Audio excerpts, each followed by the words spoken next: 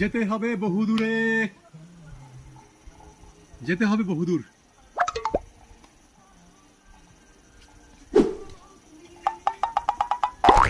এখন আমাদেরকে এই খাড়া রাস্তা বেয়ে নিচে নামতে হবে। আর ওই যে সামনে জাবেদ ভাই আর ইলা ভাবি, অনেক পথ বাকি। দুই পাশে সবুজ বন আর পোকার ডাক।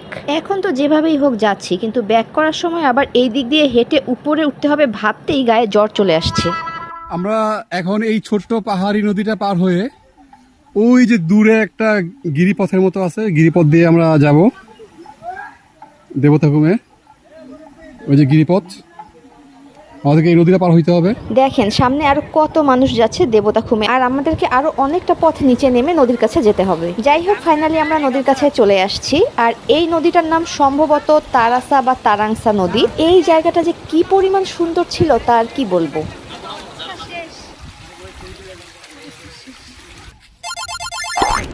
ওই যে সামনে আমাদের জেসিং দাদা। তো আমরা এখন যাচ্ছি নদীর যেই জায়গাটা দিয়ে পার হওয়া সেফ সেই জায়গাটার কাছে। আর এখানে খুব সুন্দর একটা জিনিস রেকর্ড করতে আমি মিস করে ফেলেছি। এখানকার সবগুলো গরুর গলায় এক ধরনের কাঠের ঘন্টা বাঁধা ছিল, যেগুলো খুব সুন্দর টকটক আওয়াজ করছিল। তোমার মোবাইল আটকে আটকে যায়।